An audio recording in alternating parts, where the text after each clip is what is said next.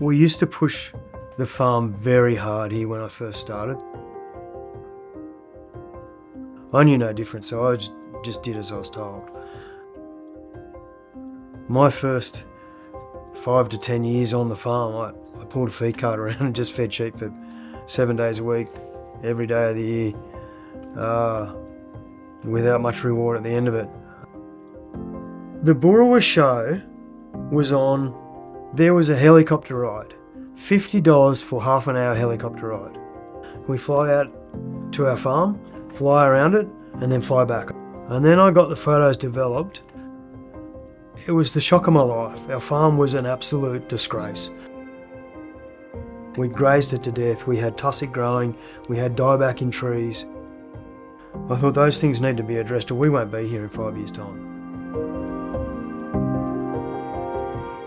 The first thing I did was the creeks, because there was a lot of erosion on our creeks because the stock were just always in and out of the creek. And then the rocky outcrops. Rocky outcrops in some paddocks might be the size of 10 metres squared. But some of our rocky outcrops were 15, 20 hectares.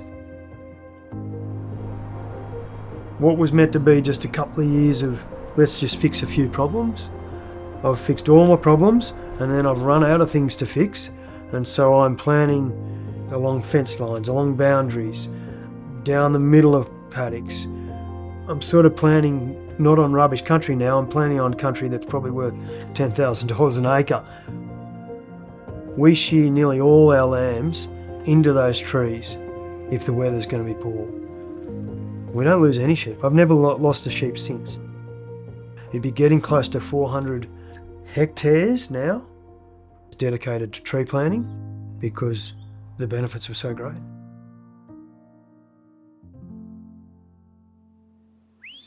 Get up, get up. Holistic management is a lot of things, but one of the key points is the style of grazing.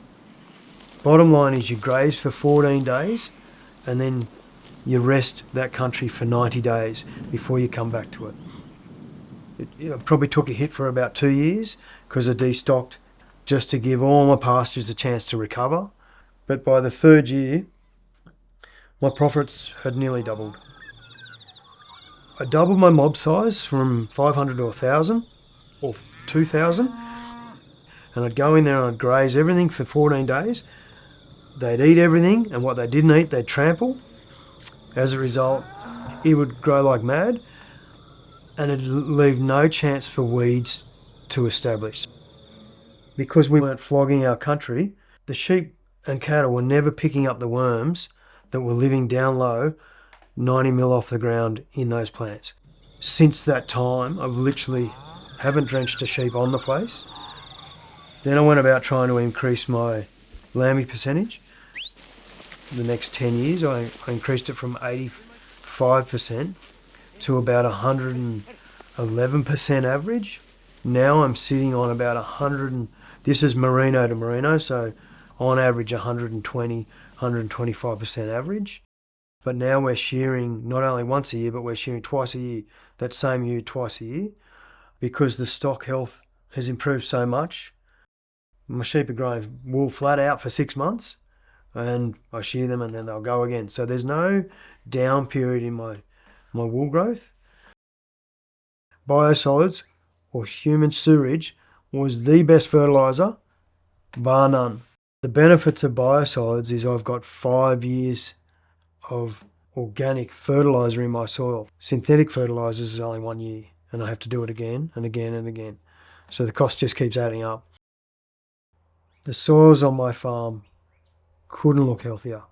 It smells good, it feels good, it's just beautiful soil. You could nearly say I got black soil on my farm. When I first started here, I didn't even know what a dung beetle looked like. Now we have got plague proportions of dung beetles because of the habitat that we have created.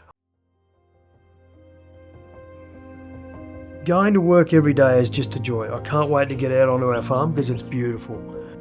And I get so much enjoyment out of seeing my place improve right before my eyes. I hope the rest of Australia see what we've done and go, oh shit, maybe we should be doing the same thing, because if we don't, Australia will suffer because of it. Australian landscape will suffer because of it.